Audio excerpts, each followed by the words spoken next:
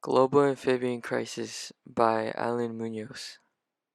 What is the global amphibian crisis? The global amphibian crisis is the decline in amphibian life all around the world.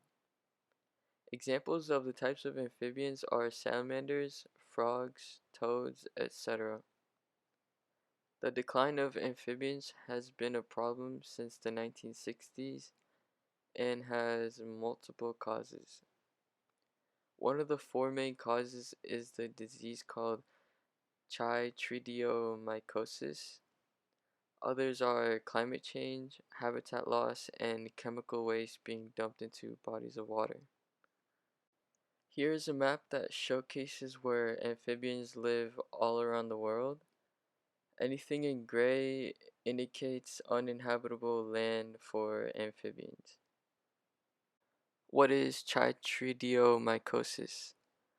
Chytridiomycosis is a type of fungus that comes from leftover plant material left from the decomposer.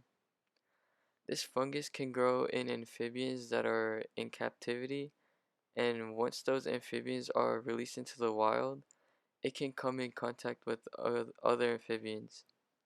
If the infected amphibian touches anything abiotic like rocks or soil, then if any other amphibians get in contact with the infected surface, they too will also be infected.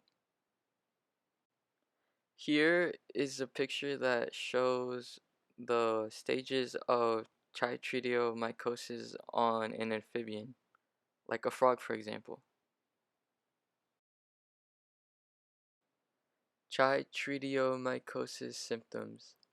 Symptoms of chytridiomycosis include excessive shedding, lethargy, loss of balance, and the picture of the amphibian on the right shows symptoms of excessive shedding.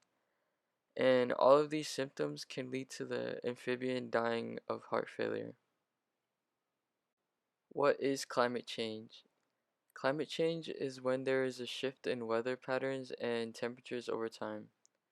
Climate change can take as little as a few decades to take effect.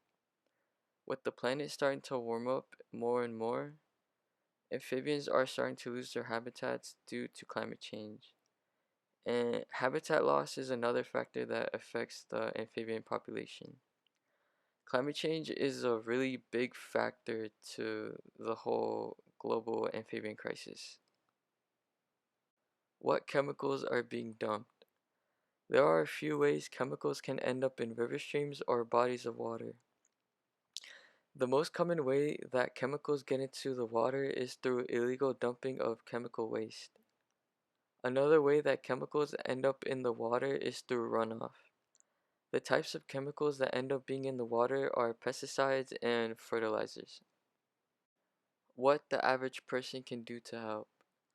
Things that you can do to help save the amphibians is by reducing usage of pesticides and fertilizers, stop dumping chemicals into the water, create a habitat in your backyard for amphibians, swamp, marshes, etc. Don't release infected captive amphibians into the wild. Releasing captive amphibians that are infected into the wild will increase the risk of spreading chytridiomycosis since the disease spreads quickly. Check up on the amphibian to see if they show any symptoms of the disease before releasing them into the wild. Solutions to the global amphibian crisis continued. Climate change, as what I said previously, is one of the biggest factors in the decline in amphibian population. By reducing CO2 emissions, we'd be slowing down the heating of the Earth. The Earth keeps heating up, and more catastrophic natural disasters will occur, resulting in loss of habitats. Reducing the amount of infected amphibians with a deadly disease will have a heavy impact on increasing the amphibian population. By treating the amphibians with antifungal medications and by disinfecting places of contact or contaminations, the amphibian population will grow.